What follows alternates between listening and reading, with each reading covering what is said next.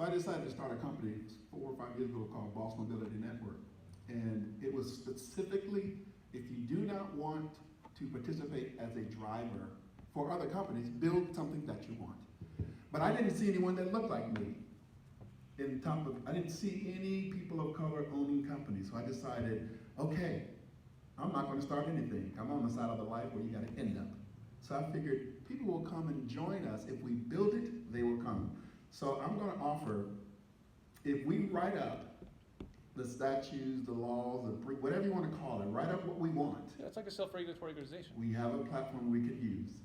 And I have 3 options. If you wanna call me, 510-415-2098, I'll help you understand that. Yeah. But I'm now ready to go. We now have a person that looks like you, in case you were wondering. And now we have 4 new friends, or shall I say 3 new friends, count the video guy, 4 new friends, that we're actually gonna get something done in the next 6 months. So guys, thank you for your time, and I'm really glad I felt motivated, I guess, inspired, Ed, when we talked to let me just show up. I have no idea whether I'm gonna do anything or not, but no more sitting around saying no. So if anyone else is not moving, or you're afraid, or you're sitting on the seat going, I don't wanna get involved, follow me. Yeah. I'll help you get there. All right, thank you. Thank you. All right. Okay. Questions? That's it, cool. Did you, sir? You had a question? Yeah, okay. And I just want to touch on too, there's unions are having these secretive meetings with corporations, and they're trying to usher in a third category of classification of workers, calling it a hybrid. It's between an independent contractor and a real employee. So we need to be conscious of that. There is some denial that's happening from the upper brass at SEIU and Teamsters, and these folks are denying that, but I would say that they're sending in kind of a hit squad to see if they can do any special negotiations behind the scenes, and then see what kind of traction they can get, and then they bring that back. That's not acceptable. We need to have full transparency about what's going on, and also have workers involved in the process. All right, sir, you had a question? Yes. I heard last year, I think it was 2018, that Uber Technologies, they were building a flying car station Taxi. somewhere in Texas. And I was just wondering, have they started anything like that in this state of California? And will they be, flying, from California to Texas anytime soon? Yeah. Well, the flying taxi thing, I mean, that's, I didn't know much about it, but I mean, just in terms of having like a local taxi service at this point, there's a lot of FAA regulation that they'd have to like get through to make that happen. And I think only 10% of the airspace or something can be used for like local traffic. So to me, I don't think it's like a realistic option. It just sounds like another story because they can't make money as for investors. Another story for investors to keep them like, buying the stock. And, realistically, I mean, they haven't found a way to make money as ride-hailing companies, so they just keep creating another story. I was trying to find a dongle in here that looks pretty and doesn't do anything. To use as an example, but I couldn't. But basically, the flying taxi is, as of right now, it's just like a publicity thing.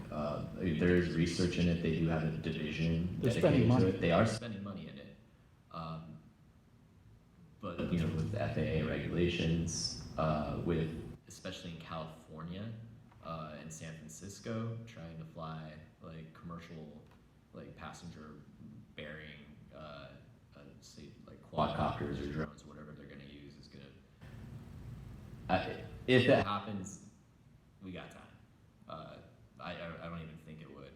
It's just too out there. Maybe I'll be proved wrong. I don't know about how I'll feel about it. The good point is that that's what these forums here, LaborFest, are about, is that we start that dialogue and the discussion. As in automation, a lot of folks say, oh, that's so far down the road. And Uber and Lyft and other corporate entities with technology, they want us to be asleep at the wheel so that when the technology is ready, they flip the switch, and then we as the people don't have an opportunity to create significant pushback because they're already ahead of us. So we're playing catch up. and we shouldn't be doing that. So right now, we have to say, what if? And so it's a good question for you to bring that, to the table, because we have to start the dialogue, and it should be driven by the people, and especially the drivers that are going to be impacted severely. So it is there on the horizon, and technology, we can't be like the folks when the horse and buggies existed, and they were saying, oh, those darn automobiles, they'll never get traction. Well, here we are. So we have to usher in and roll out technologies in a more societal friendly manner. I guess that would be the right way of putting that. All right. So thank you for your question. Sure, thank you. Well, we're here already at the conclusion of the future of work, automated, Uberized. My name is Edward Escobar. I'm the founder of the Alliance for Independent Workers, the hashtag Drivers Unite movement. And we'd like to thank everyone for joining us. Once again, Christian Perea, Hustle by Design, a blogger, but also a driver, and also deliveries as well, and everything else. So he knows what's going on with the gig economy, which, by the way, it's a third of the workforce and growing. Next few years, they're saying it's going to be 40% of the workforce. Beyond that, by 2027, 50% of the workforce. So it's good that we're having these discussions here and now.